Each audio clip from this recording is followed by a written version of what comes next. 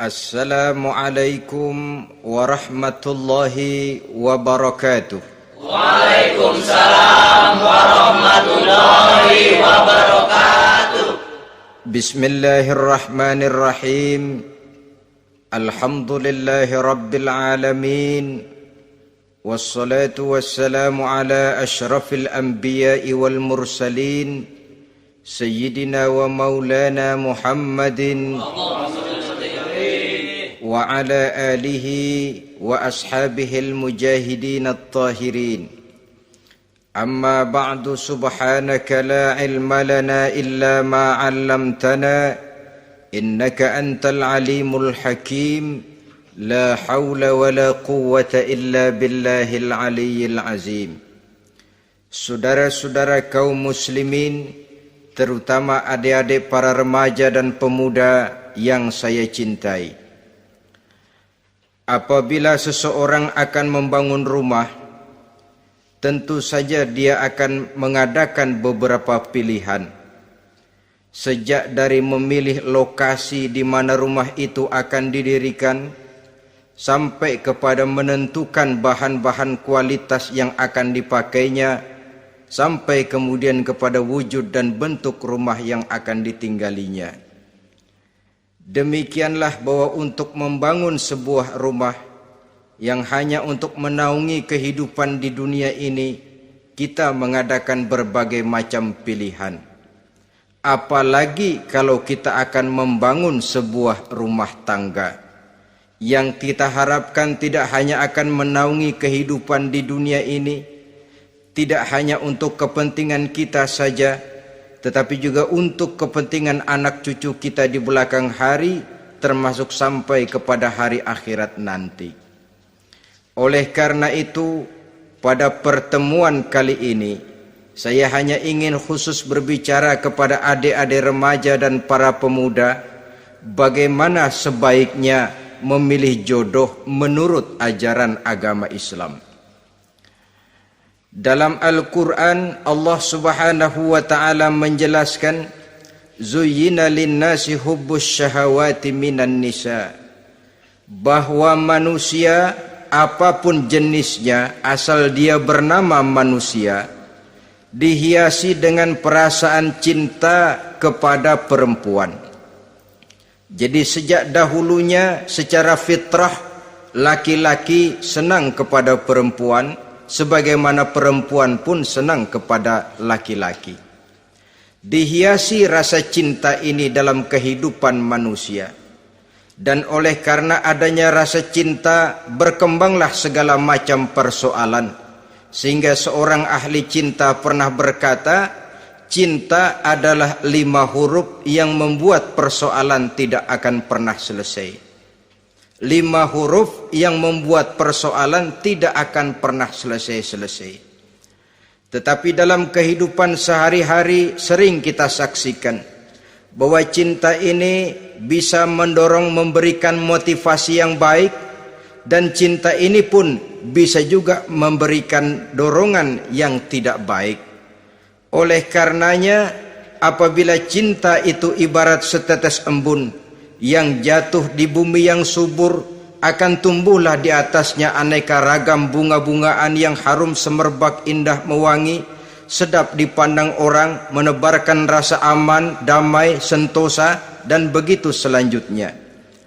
Tapi jika cinta itu jatuh di hati yang gersang dan tandus, tidak ada yang akan dapat tumbuh di sana selain sirih memanjat batu, kuning daunnya, lemah gagangnya, maka cinta yang semacam itu tidak akan memberikan dorongan positif kepada seseorang di dalam kehidupannya.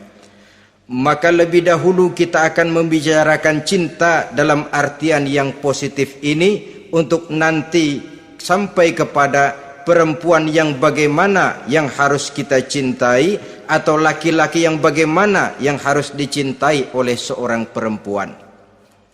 Saudara hadirin yang saya hormati, cinta dalam artian yang positif, pertama, dia selalu mendatangkan keindahan.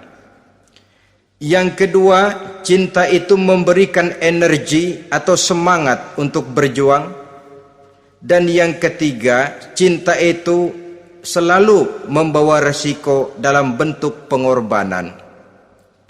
Maka cinta yang positif pertama melahirkan keindahan. Disinilah orang memerlukan filter atau saringan. Sebab keindahan yang didasarkan karena cinta itu merupakan satu keindahan yang relatif saja. Boleh jadi karena indah orang jadi cinta, boleh juga jadi karena cinta segala sesuatu terasa jadi indah.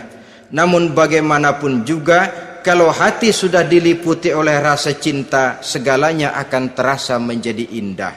Cinta itu adalah keindahan. Yang kedua, cinta itu energi, melahirkan dorongan dan semangat. Yang lemah bisa menjadi kuat, yang takut bisa menjadi berani, yang jauh jadi terasa dekat. Itu semua karena dorongan cinta. Dan dari energi ini lahirlah yang ketiga, bahwa cinta adalah pengorbanan. Sehingga orang berkata, berani bercinta artinya harus berani berkorban.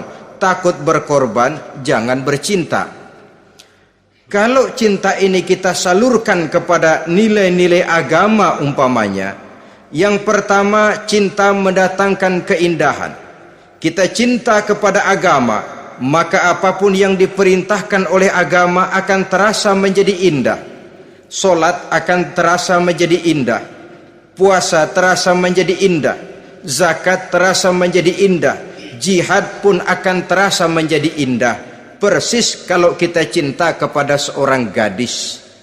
Jika kita cinta kepada seorang gadis, apanya saja akan kelihatan menjadi indah. Jalannya terasa indah, lenggang-lenggoknya terasa indah, suaranya merdu padahal cemprengnya bukan main. Seluruhnya akan mendatangkan keindahan karena dasarnya sudah cinta. Cinta membawa kepada keindahan. Yang kedua, cinta itu melahirkan energi. Orang yang cinta kepada agama akan lahir tenaga dan semangatnya melaksanakan ibadah, melaksanakan puasa, melaksanakan zakat, melaksanakan solat, melaksanakan haji, bahkan melaksanakan jihad sekalipun. Cinta selamanya menimbulkan energi dan semangat. Sama saja dengan kita apabila jatuh cinta kepada seorang gadis, walaupun rumahnya jauh, katanya, gunung pun akan kudaki, lautan pun kuseberangi. Untuk apa itu? Untuk menemui apa yang kita cintai. Cinta selamanya melahirkan energi. Capek tidak terasa, lelah tidak terasa, semuanya tertutup oleh keindahan yang bernama cinta. Lalu yang ketiga, cinta membawa pengorbanan. Apabila kita cinta kepada agama, maka pengorbanan terhadap apapun yang diminta oleh agama, baik itu pengorbanan waktu, tenaga, pikiran, harta, bahkan pengorbanan nyawa sekalipun, kita tidak akan berat melaksanakannya karena cinta kita kepada agama yang kita anut ini. Demikian juga cinta kita kepada seorang perempuan akan membuat kita rela berkorban. Apapun yang dia minta, jangankan kita tidak mampu, jangankan kita mampu, kita tidak mampu sekalipun, kita masih berusaha untuk mampu guna memenuhi tuntutan si buah hati belahan jantung. Kadang-kadang malam minggu si doi ngajak nonton, umpamanya duit tidak ada, gajian belum, kerja enggak. Timbullah inisiatif, entah sepatu kita jual ke tukang loa, entah celana mampir dulu ke tempat lain. Yang penting kita berkorban untuk memenuhi permintaan si buah hati belahan jantung. Ketika itu pengorbanan sudah tidak kita rasakan lagi. Bahkan pengorbanan yang paling pedih sekalipun, dalam gurau, dalam bercanda misalnya, dicubit kita oleh kekasih kita, pedih bukan main, terkelupas kulit, mengalir darah, bukan nangis, nyengir. malah kadang-kadang minta tambah dicubit lagi. Itulah romantikanya cinta, sanggup membuat orang berkorban, melahirkan energi dan semangat, menambah keindahan dalam kehidupan, sepanjang dia dalam artian yang positif. Kalau demikian masalahnya, di dunia yang penuh dengan perbenturan nilai sekarang ini, orang sering salah jalan bagaimana memilih jodoh untuk membangun rumah tangga yang bahagia. Jangan lupa bahwa membangun rumah tangga ini bukan hanya untuk 1-2 bulan, bukan hanya untuk 1-2 tahun, bahkan bukan cuma untuk kehidupan dunia, lebih daripada itu pun untuk menunjang kebahagiaan di akhirat. Oleh karenanya, memilih jodoh bukan satu hal yang mudah, bukan satu hal yang bisa dilaksanakan sambil lalu, tetapi memerlukan penelitian, memerlukan pengamatan yang mendalam. Apa petunjuk agama tentang itu? Dengan kata lain, bagaimana seharusnya seseorang memilih jodoh dalam kehidupannya? Ini tentu saja sumbangan moral buat adik-adik remaja dan para pemuda yang lagi kebingungan memilih jodoh, atau barangkali buat bapak-bapak yang kepengen nambah lagi.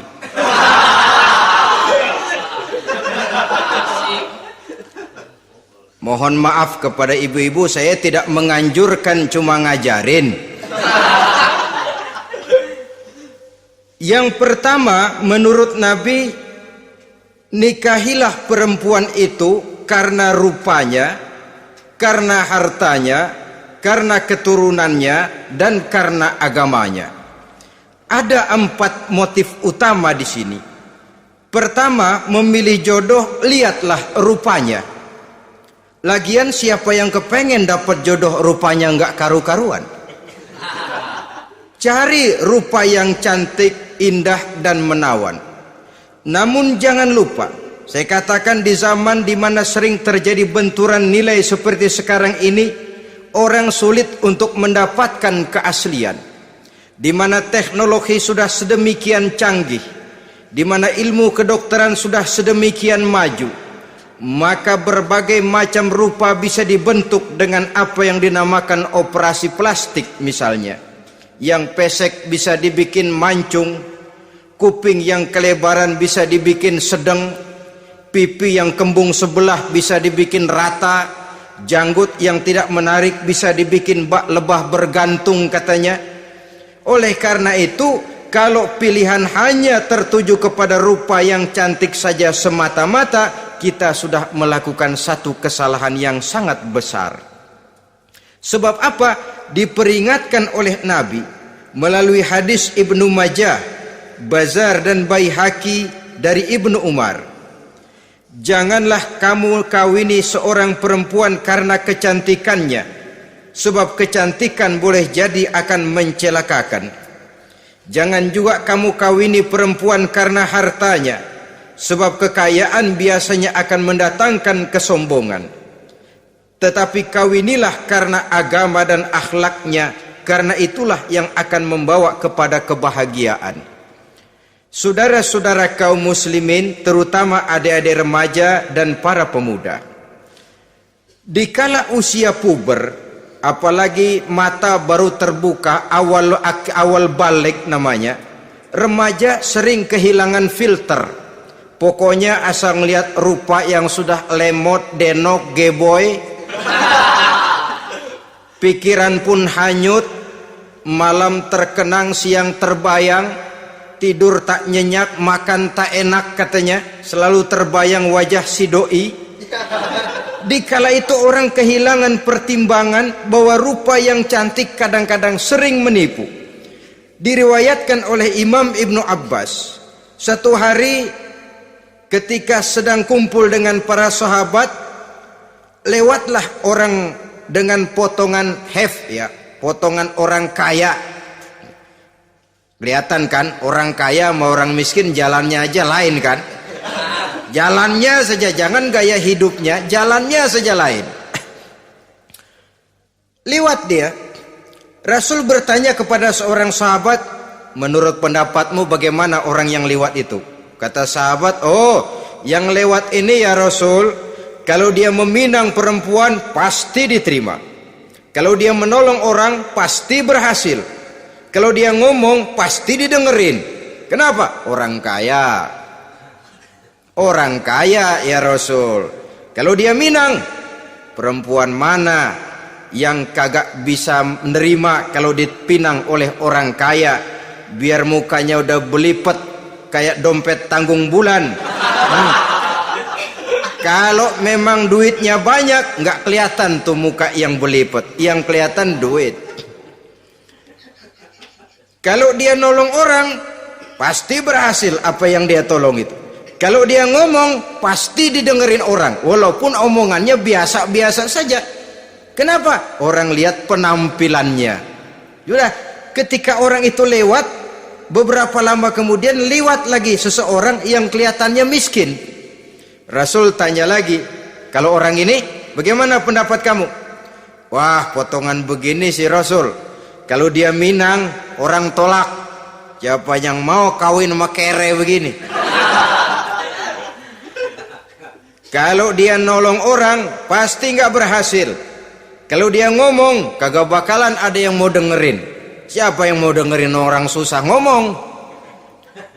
Setelah orang itu lewat, apa kata Rasul? Orang yang terakhir, yang lewat ini, yang barusan lewat, jauh lebih baik dari yang pertama yang lewat tadi. Jauh lebih baik. Maksud dari ucapan ini, Rasul sebenarnya mendidik para sahabat jangan tertipu oleh penampilan. Sebab penampilan tidak selamanya mencerminkan keaslian. Apalagi di zaman sekarang, salon di mana-mana bejibun. Alis mata bisa dibikin, pipi bisa dicat. Yang pinggir kuning, yang tengah merah, di sebelah merah ada yang kehitam-hitaman, persis orang kepentok tiang listrik.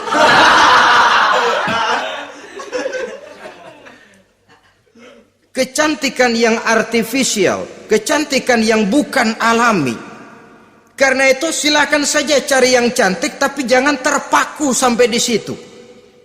Sebab kecantikan di samping dia mudah berubah oleh pergeseran masa dan pertukaran waktu, ternyata penampilan tidak selamanya mencerminkan keaslian. Lain hari seorang sahabat pernah mengadu, "Ya Rasul, ada apa? Inna imraati la turaddu yadul lamis." Ya Rasul, istri saya tidak pernah menolak tangan orang laki yang menjamahnya, mengajak salaman kepadanya. Apa jawab Rasul? Ceraiin aja. Tapi hati saya berat ya Rasul, saya cinta betul sama dia. Ya kalau hatimu berat, jaga dia baik-baik. Nah, dari riwayat ringkas ini kita ambil satu perbandingan. Memang punya istri berwajah cantik itu kadang-kadang si malakama kalau imannya tidak kuat. Si malakama, kita diemin aja, binal, makan hati, nggak aman, nggak tentram. Jangan-jangan saya berangkat ke kantor, dia ngompreng. Buah si malakama, seperti orang tadi, ya Rasul. Istri saya kelihatannya sebenarnya tidak negatif maksudnya ini, cuma bersalaman tapi terlalu ngobrol. La turaddu yadul lamis, tidak pernah menolak orang yang ngajak salaman. Ya sekedar salaman. Tapi kan awalnya dari salaman. Kalau sudah salaman kan strum bisa ngederdet dari tangan situ. Kata Rasul sederhana saja. Ya kalau memang begitu ceraiin. Saya nggak kuat Rasul, saya cinta betul sama dia. Kalau kau tak kuat berpisah dengan dia, jagalah dia baik-baik. Ajar, didik, tanamkan rasa keagamaan di dalam hatinya. Saudara-saudara kaum muslimin, jadi rupa yang cantik tanpa didasari oleh nilai-nilai agama akan membuat seorang suami di rumah tangganya seperti si malakama. Seperti berhadapan dengan buah si malakama kalau tidak diiringi dengan nilai-nilai moral yang luhur dan bekal agama yang tangguh. akan pergi jauh dari rumah rasanya tidak aman, sedangkan di rumah saja siapa yang akan mencari nafkah, dan begitu selanjutnya. Orang tadi jelas berhadapan dengan buah si malakama, didiamkan, makan hati. Sebab maaf, kalau seorang suami sudah tidak punya rasa cemburu terhadap istrinya, itu kan yang disebut dayus. Dan dayus itu jangankan masuk surga, bau surga saja dia tidak dapat. Tapi cemburu dalam artian bukan cemburu buta, cemburu dalam artian yang wajar. Dia cemburu, akan dikerasi takut kalau istrinya minta cerai, sedangkan dia cintanya sudah kadung medok bener. Si malakama jadinya. Nah, ini juga satu riwayat yang memberikan gambaran kepada kita pilihan. Silakan cari rupa yang cantik saja, cari yang cantik. Tapi kalau itu dijadikan motif utama tanpa dasar-dasar agama, saya khawatir nanti rumah tangga kita akan berhadapan dengan buah si malakama. Jadi adik-adik remaja, usaha, ikhtiar, cari yang cantik, yang kira-kira nggak membosenin, supaya kita betah tinggal di rumah, supaya kita merasa ada tempat berbagi rasa, ada tempat kita bernaung. Sebab kalau nyari bini sebini-bininya mah, ya jodoh di tangan Tuhan, kagak usah nyari juga ntar datang diri umpamanya. Iya, kalau yang datang peot. Orang harus berusaha, walaupun pada akhirnya jodoh toh memang ditentukan Allah. Kan 3 hal yang kita tidak bisa menentukan itu katanya. Maut, rezeki, jodoh. Itu yang masuk mysterious problem. Problem yang misterius. Maut, misterius. Kapan kita mati, kita sendiri tidak tahu. Tahun depan, 50 tahun lagi, 100 tahun lagi, tidak pernah seorang pun diberitahu. Tapi yang pasti dia bakal datang. Kapan dan di mananya kita tidak tahu. Bisa di rumah, bisa di masjid, ya alhamdulillah. Bisa di majelis taklim, syukur. Bisa di medan perang membela agama, bagus. Pasti dia akan datang. Maut, mysterious problem, sesuatu yang kita tidak tahu kapan datangnya. Rezeki gitu juga, sehingga orang sering bilang rezeki katanya kayak bayangan. Kita uber-uber dia lari, kita diam dia mah diam. Setengah mati kita uber-uber, emang ukuran segitu aja. Begitu kita nggak ngapa-ngapain, datang yang bawain rezeki. Namanya rezeki itu mysterious problem. Kadang-kadang ngobek, sungsang, sumbul, udah segala tanah orang kita ukur-ukurin. Udah segala ngomong sudah nggak ada yang loh, terus udah buta. Tapi memang bayangan, kalau belum rezeki ya belum. Kadang-kadang nyari kode sampai tidur di kuburan, belepotan tanah kuburan loh. Yang aneh lagi kadang-kadang orang gila ditanyain. Allahu Akbar, ini kode-kode zaman sekarang ini. Sampai orang waras nanyain orang gila, itu gimana itu? Ini sudah efek yang betul-betul negatif. Sudah jelas orang gila kok ditanya. Apa kira-kira yang nanya nggak lebih gila dari yang gila itu?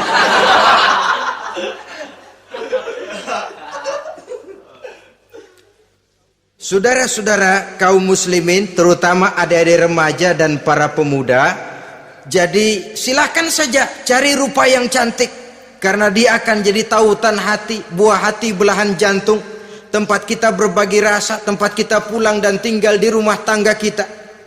Tapi hendaknya kecantikan rupa itu diiringi juga dengan kecantikan budi.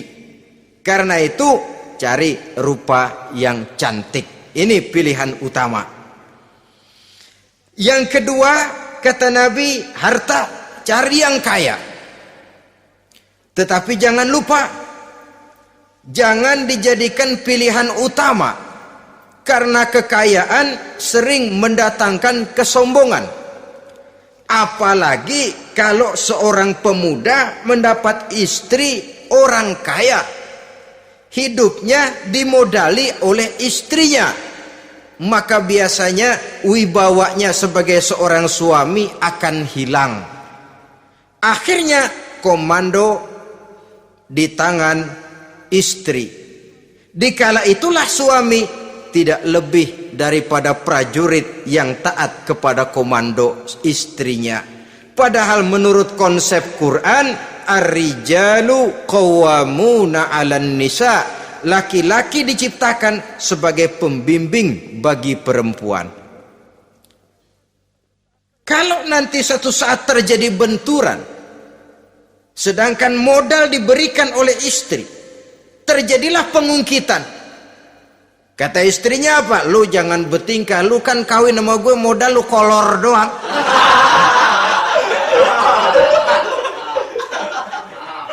Kalau sekarang bertingkah, silakan keluar rumah. Bawa seperti engkau datang dulu, jangan bawa apa-apa. Pergilah seperti engkau datang dulu kemari.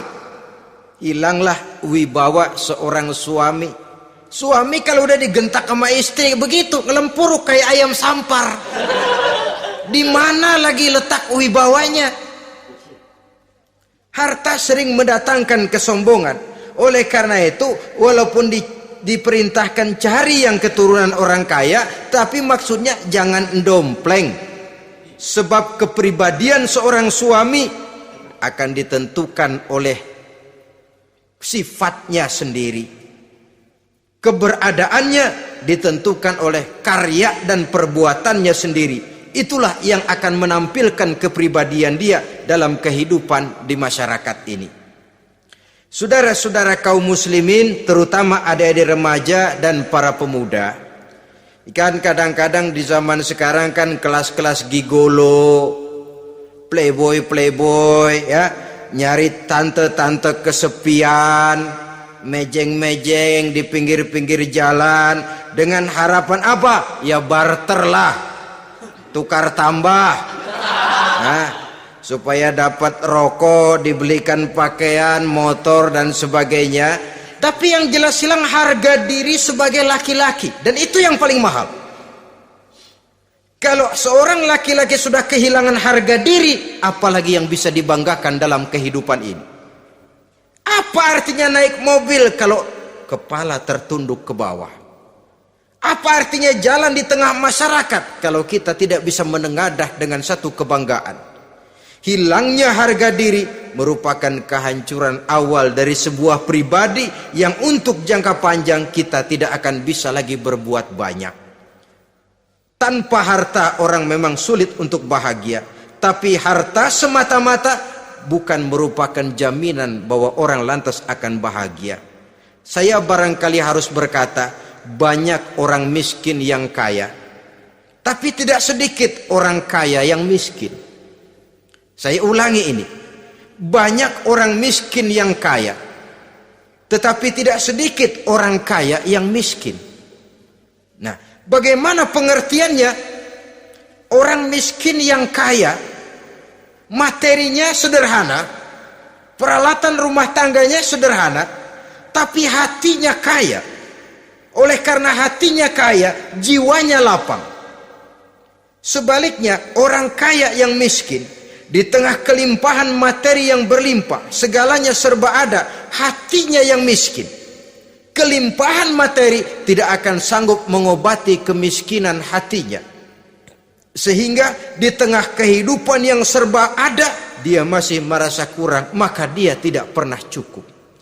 Di tengah kemilauan dan gemerlapan serta glamornya rumah mewah, dia merasa hidup di tengah gurun pasir yang gersang dan tandus. Karena itu, biarlah miskin harta tapi kaya budi, daripada kaya harta tapi miskin budi. Lebih utama lagi, kaya harta, kaya budi. Itu idealnya. Dasar pilihan ketiga, sesudah rupa dan harta, menurut Nabi, keluarga. Faktor keturunan sangat menentukan. Pepatah mengatakan buah apel akan jatuh tidak terlalu jauh dari pohonnya. Biasanya kalau bapak kalong, anak kampret. Bapak nyolong, anak nyopet. Itu fotokopi. Saudara-saudara, sungguh pun demikian, faktor keluarga bukan merupakan yang paling dominan, karena segalanya memang bergantung kepada hidayah dari Allah Subhanahu wa ta'ala. Kalau hidayah datang, bisa saja anak maling bisa jadi kiai. Kalau hidayah datang, bisa saja anak nabi malah ikut bersama orang-orang kafir. Pada akhirnya orang mau besar atau tidak bukan dengan jalan menyempeng kepada keturunan ke orang lain, tapi ditentukan oleh kepribadian dirinya sendiri. Tidak bisa kita menjadi besar dengan menyebut kebesaran orang lain. Itu sebabnya dicontohkan oleh Imam Ali pada saat beliau berkata, laisal fata may yaqulu kana abi walakinnal fata may yaquluha anadha. Anak muda yang gentleman adalah anak muda yang berani berkata, inilah saya. Bukan anak muda yang membanggakan leluhurnya. Ini kan zaman sekarang ini lagi ngetop-ngetopnya lagu-lagu cengeng katanya. Sebenarnya menurut saya bukan cuma lagu cengeng yang jadi masalah. Lagu cengeng cuma satu efek dari sikap yang lebih utama dari itu, yaitu mental cengeng. Kalau mental sudah cengeng, apapun yang kita lakukan akan jadi cengeng. Tidak cuma lagu, kebudayaan yang lahir akan kebudayaan cengeng. Jadi pengusaha cengeng. Jadi pejabat cengeng. Jadi kiai cengeng. Kenapa? Mental cengeng. Di antara mental cengeng itu apa? Mengandalkan fasilitas atasan. Kalau tidak ada fasilitas dari atas, lantas tidak bisa berbuat apa-apa, cengeng. Menjadi besar bukan karena karier pribadi, tapi karena nasib katrolan. Itu pun termasuk mental cengeng. Sedikit gagal, bagaimana sedikit jalan buntu, sedikit deadlock, lu ngapain lu melulu? Saudara hadirin yang saya hormati, jadi lebih penting dari sekedar lagu-lagu cengeng, saya malah lebih suka bicara mental cengeng ini. Mental yang cepat putus asa, mental yang tidak mau mengeluarkan usaha maksimal, mental yang hanya mengandalkan fasilitas, sedangkan pribadinya tidak lebih daripada pribadi sumuhun dawu, pribadi kulo nuwun, pribadi kumaha juragan wae, pribadi oke bos, pribadi asal bapak senang. Bukankah itu semua merupakan cermin dari mental-mental yang cengeng, yang untuk jangka panjang tidak akan pernah menguntungkan daripada pembangunan bangsa dan negara yang kita cintai ini. Seseorang mau besar atau tidak bukan dengan jalan menyempeng kepada kebesaran orang lain. Bahkan Syauqi dalam sebaik syairnya yang lebih tegas mengatakan, wa syarrun nasi zu khumulin iza fakhartahum zakarul jaduda wa syarrun nasi wa khairun nasi zu syarafin qadimin aqama li nafsihi syarafan jadida. Generasi yang paling jelek adalah generasi pemalas. Kalau kelihatan orang lain lebih hebat dari dia, disebut-sebutnya kebesaran nenek moyangnya. Dia sendiri nggak punya prestasi apa-apa. Kerjanya cuma ngandeli kerjanya cuma menggelayuti fasilitas orang tuanya. Tanpa itu dia tidak akan punya nilai dan harga sama sekali. Ini generasi paling jelek. Kalau orang lain kelihatan lebih hebat, dia sebut nenek moyangnya. Lo sih belum apa-apa, lo baru kopral lo. Engkong gua no, komandan Hansip. Engkongnya yang disebutin. Dia sendiri tidak punya prestasi apa-apa. Jadi silahkan saja cari gadis dari keturunan keluarga yang baik-baik. Tapi jangan jadikan tendensi utama, jangan dengan niat untuk menyempeng kepada kebesarannya. Tapi paling tidak dengan niat agar mudah-mudahan dari benih yang baik ini akan lahir keturunan-keturunan yang baik pada akhirnya nanti. Itu yang kita harapkan. Bukan lalu dengan pertimbangan, weh mertua gue bos nih, kali aja begitu gue kawin aja mampus. Ini semua warisan kan jatuh kemari semua. Kalau itu niatnya sudah jelas salah. Kita mencari perempuan dengan keturunan-keturunan yang baik dengan berharap agar anak-anak kita nanti yang akan merupakan benih cucunya akan melahirkan kebaikan-kebaikan seperti leluhurnya dulu. Saudara, pilihan yang keempat kata Nabi, agama. Ini yang paling inti. Kenapa? Agama itu motivasinya moral. Di sini segalanya ditentukan.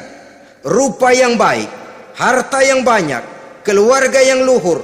Kalau sudah dilandasi oleh agama yang rapuh, bahkan tidak beragama sama sekali, ketiga hal di atas tadi hanya akan mendatangkan malapetaka. Sekarang kan kita tertipu oleh penampilan, padahal penampilan belum tentu kenyataan. Di jalan-jalan kita akan lebih terpesona melihat gadis pakai miniskirt di atas lutut ketimbang kita melihat gadis-gadis yang pakai jilbab. Kalau sudah pakai jilbab keliwat, yang usil banyak banget, bau sorga nih. Bau sorga katanya. Tapi kalau sudah yang pakai miniskirt itu yang lewat, itu dari ujung ke ujung mata kagak mau kedip. Laler nemplok di mata kagak dirasain. Kita terpesona oleh penampilan zahir, padahal penampilan belum tentu memantulkan hal yang sebenarnya. Tapi memang itulah watak manusia. Watak manusia, saya katakan manusia tanpa kecuali. Tetapi bergantung kepada pemikiran jangka pendek atau jangka panjang. Kalau jangka panjang yang kita pikirkan, ya tentu kita tidak akan mudah terpesona oleh hal yang zahir. Sampai-sampai Quran sendiri mengatakan budak yang hitam legam tapi beriman itu lebih baik daripada orang-orang musyrik walaupun cantik, denok, lemot, geboy. Ada lagi nggak bahasa yang lebih dari itu?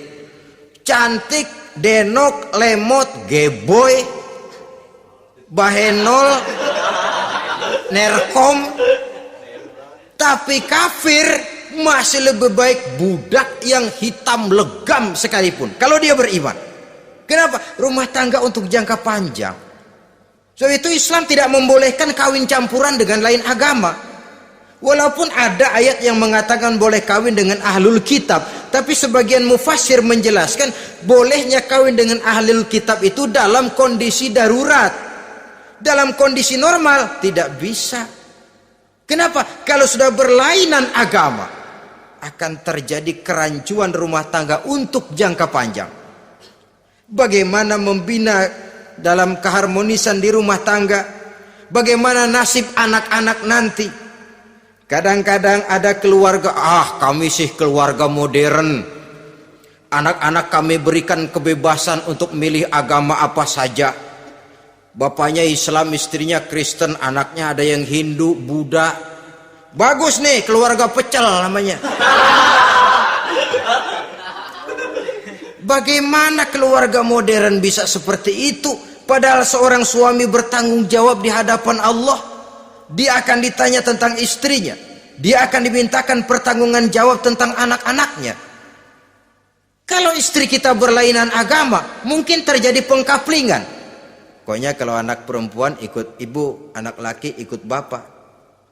Administrasi dunia bisa begitu, tapi akhirat pertanggungan jawab di hadapan Allah. Bisakah kita? Sorry aja Tuhan emang janjinya begini.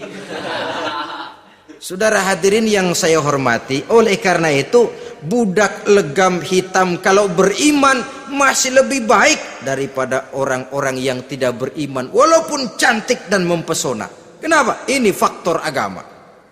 Ya buat 1-2 bulan bisa terwujud rumah tangga yang tentram. 2-3 tahun mungkin masih bisa bertahan, tapi sampai kapan? Sampai kapan itu akan terwujud? Pada akhirnya akan muncullah dilema yang akan sulit buat diatasi. Oleh karenanya motif agama dijadikan stres oleh Nabi. Fazfar bizatiddin taribat yadak. Pilih agama sebagai titik sentral, sebagai pilihan utama.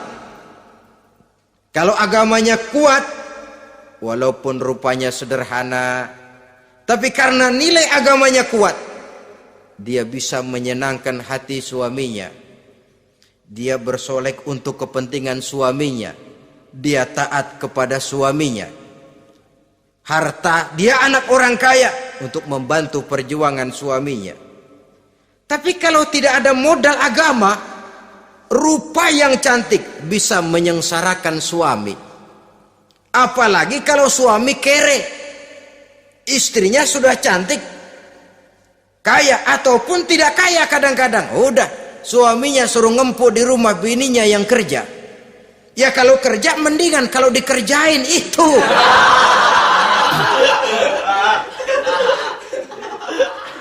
Itu yang repot. Saudara hadirin yang saya hormati, dan ini bukan satu dua kasus.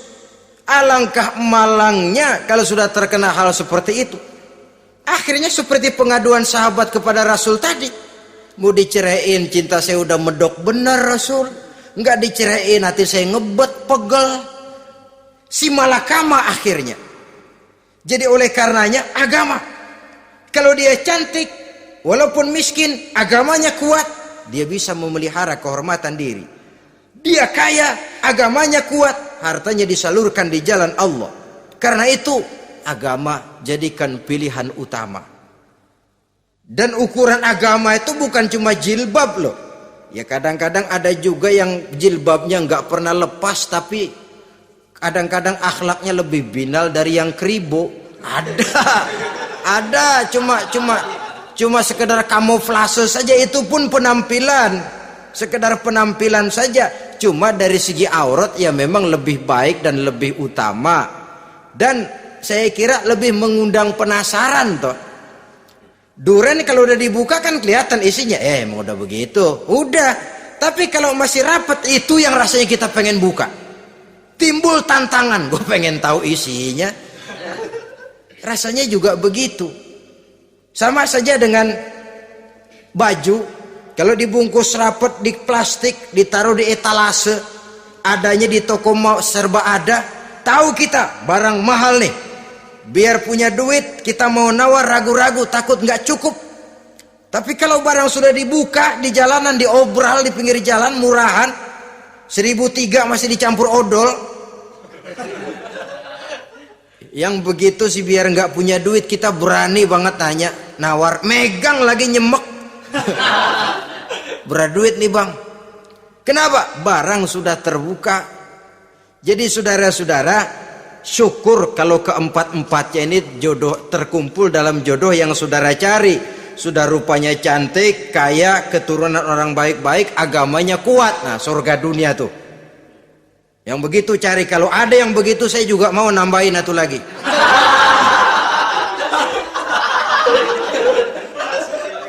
Tapi yang kumpul keempat-empatnya ini terus terang saja langka.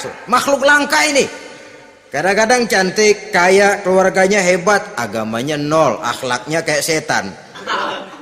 Tapi yang paling celaka kalau empat-empatnya kagak ada. Rupanya jelek, melarat, bapaknya biang maling, kagak beragama lagi. Apanya yang mau dipilih? Mampus saja mendingan. Sudah nggak ada pilihan sama sekali tuh. Sudah nggak ada pilihan sama sekali. Saudara hadirin yang saya hormati, terutama adik-adik remaja.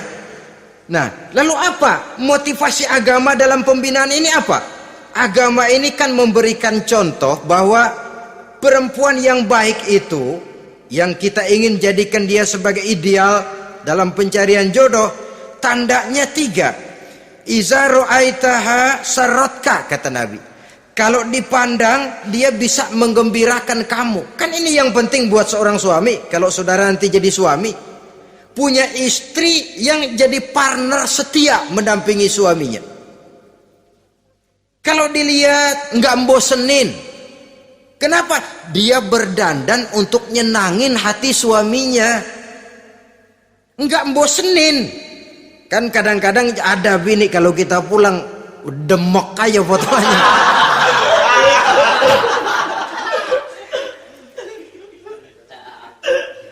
Ini yang bikin suami nggak betah di rumah ini kan yang begini. Adapun perempuan yang beragama, apabila dipandang oleh suaminya, dia pandai menyenangkan hati suaminya. Andai kata suaminya dalam kesulitan, dia tidak menambah beban kesulitan. Paling tidak dia bisa memberikan satu bantuan moral. Bantuan moral untuk mengurangi beban kesulitan daripada suaminya. Suami pulang dagang rugi, kata istrinya, romantika bang. Sekali-sekali lah, masa selamanya dagang mau untung. Besok siapa tahu untung lebih besar. Kan meringankan tuh. Kadang-kadang enggak, suami pulang dagang dari pasar panas, rugi, sampai rumah bini pidato, pletar-pletor. Lu dagang rugi, emang lu laki goblok.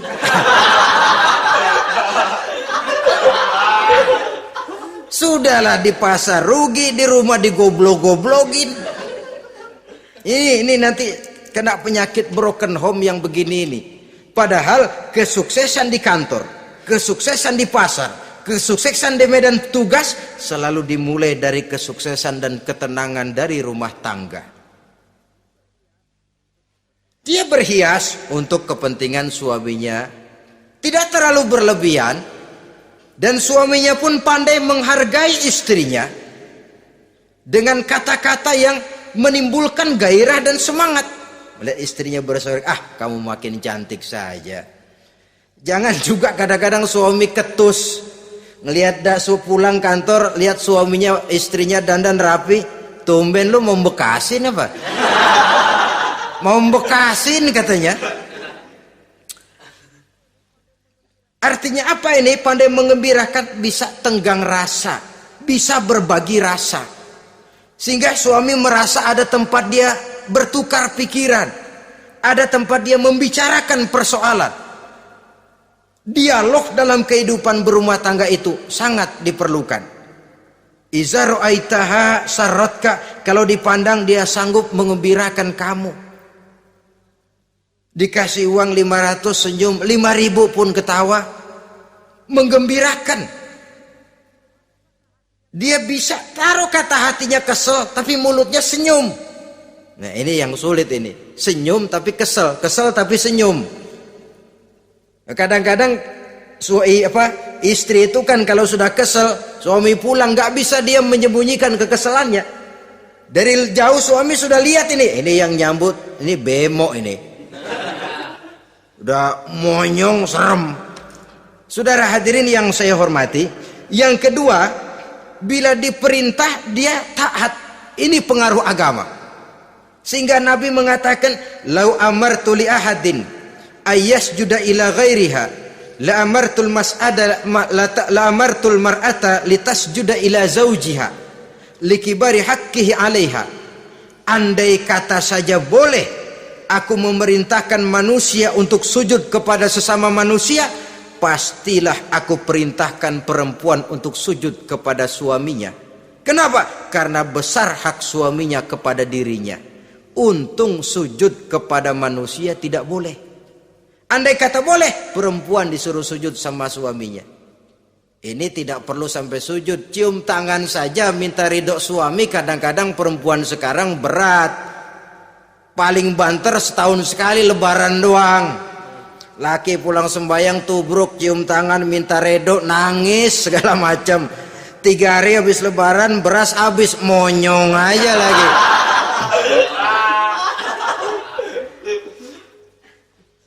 Saudara hadirin yang saya hormati,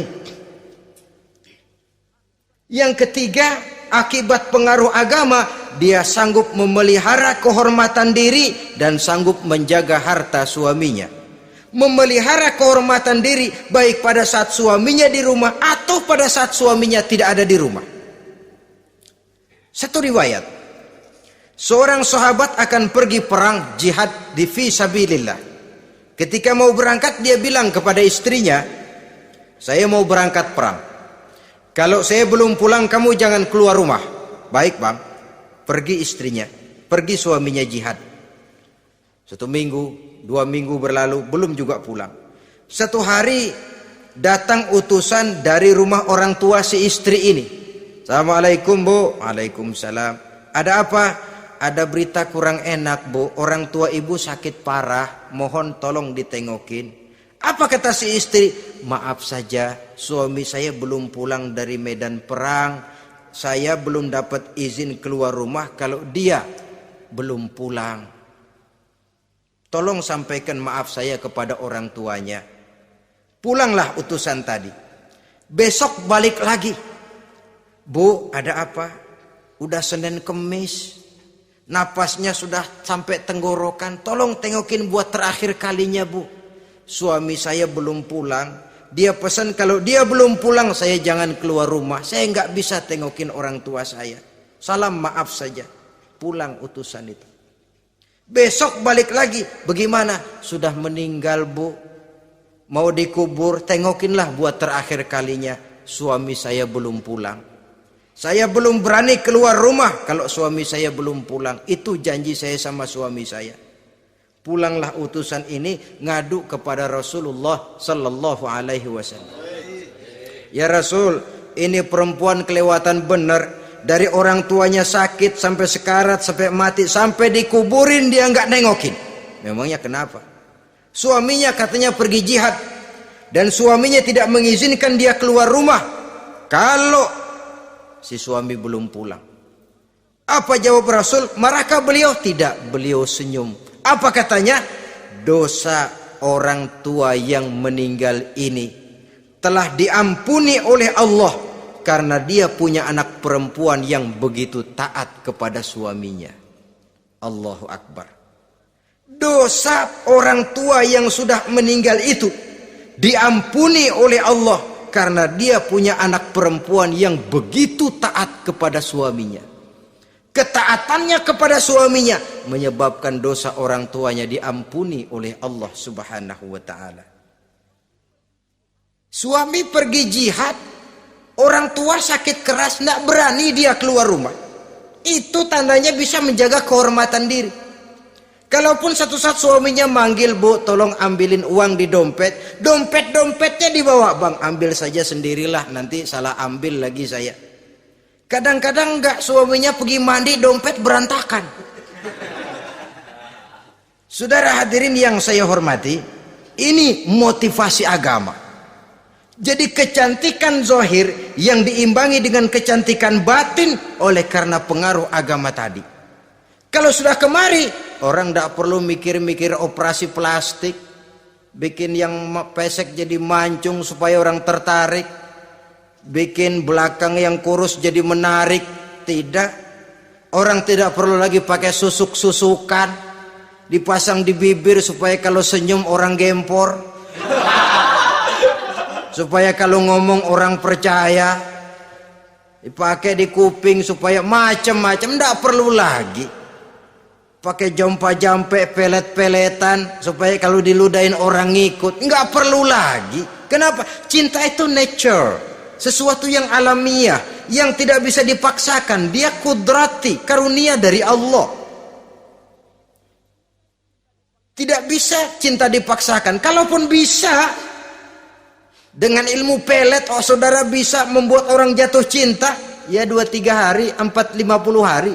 Kesananya, apa yang akan terjadi? Kelanggengan tidak akan pernah terwujudkan. Kenapa? Keterpaksaan yang akan timbul. Dalam kondisi semacam itu, rumah tangga tidak akan mengalami ketenangan dan ketentraman. Jadi biarkan cinta berjalan secara alamiah, karena dia memang alamiah.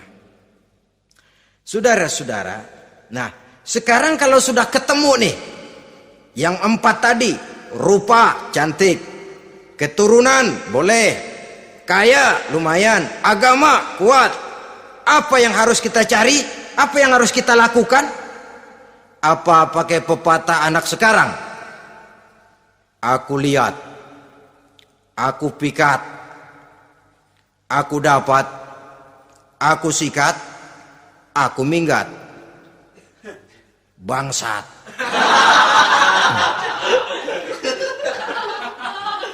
Itu kan ada moto cinta kilat begitu tuh. Cinta kilat katanya. Aku lihat, aku pikat, aku dapat, aku sikat, aku minggat. Bangsat. Atau kita harus hanyut dalam arus free love, free sex, summon liven, eksperimen dulu? Tidak. Islam mengajurkan kalau memang seret, ini rasanya ini nih, mantap gue nih.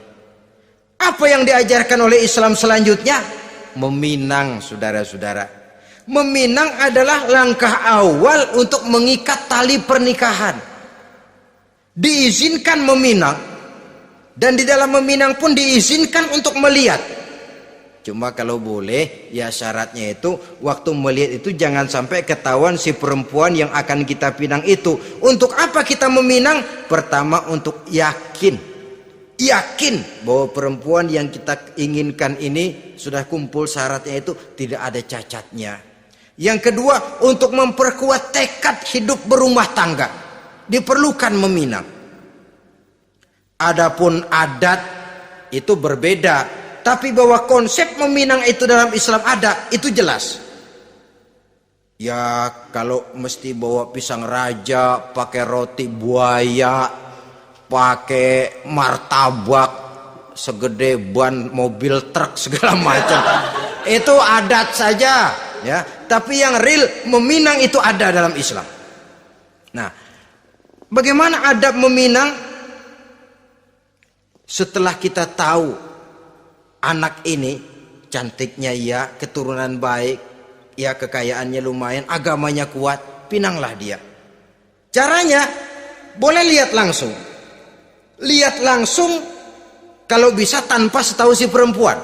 Dan batas yang boleh dilihat itu muka dan tangan. Itu saja. Jadi jangan gerusak. Minta permisi Pak, saya mau ngelihat anak bapak seutuhnya. Soalnya buat saya ini nanti. Apanya aja dibedolin, jangan. Kira-kira yang boleh itu muka sama tangan. Andai kata kita risih, sebab nanti kalau nggak jadi akan jadi timbul rasa malu dan si perempuan juga kasihan. Boleh mengutus perempuan yang kita percaya. Coba kau ke sana, lihat kondisinya yang sebenarnya bagaimana. Kalau ngelihat dari jauh sih utuh, siapa tahu nanti tangannya kurang sebelah. Coba lihat sana. Saudara-saudara, kemudian boleh juga ditanyakan kepada orang tuanya. Dan dalam hal ini orang tua si gadis tidak boleh menyembunyikan aib atau cacat yang dimiliki oleh anaknya. Dia harus menceritakan apa adanya, sampai pun kekurangan anaknya yang paling kecil sekalipun. Sebab apa? Jangan sampai istilah pepatah beli kucing dalam karung. Kedengeran suaranya doang meong-meong, begitu dibuka tuh kucing gempor sebelah kakinya nggak ada. Kan tentu kita tidak kepengen kecewa di belakang hari. Itulah perlunya meminang sebagai jembatan untuk menuju kepada pernikahan. Nah, dengan demikian kalau sudah usaha meminang ini dilaksanakan, jangan merasa sudah setengah resmi. Ini yang kadang-kadang jadi penyakit. Malah sesudah meminang harus masing-masing lebih menjaga diri, menjaga kehormatan, menjaga pergaulan. Kenapa? Agar saat memasuki jenjang pernikahan nanti merupakan jenjang yang sangat ditunggu-tunggu. Ada rasa keinginan tahu. Kalau tidak, ya udah biasa, nggak giroh lagi ngadepin perkawinan. Kenapa? Kemarin-kemarin gue udah cobain. Hilang gairah lagi. Sebab itu kalau sudah meminang jangan merasa sudah setengah halal. Udah minang ini Kadang-kadang orang tua juga konyol, sudah dipinang diumbar. Lu bawa kemana keda lu udah pinang? Padahal meminang itu cuma langkah awal. Sedangkan selanjutnya harus lebih berusaha menjaga kehormatan diri sampai pada saat nanti pelaksanaan pernikahan. Nah, saudara-saudara, terutama adik-adik remaja dan para pemuda, walaupun agak sekilas memang karena terbatasnya waktu pada pertemuan ini, mudah-mudahan bisa memberikan gambaran yang sepintas tentang bagaimana sebaiknya kita memilih jodoh di dalam membina rumah tangga yang bahagia. Semoga ada manfaatnya. Terima kasih atas segala perhatian. Mohon maaf atas segala kekurangan. Usikum wa nafsi bitaqwallah. Wassalamualaikum warahmatullahi wabarakatuh.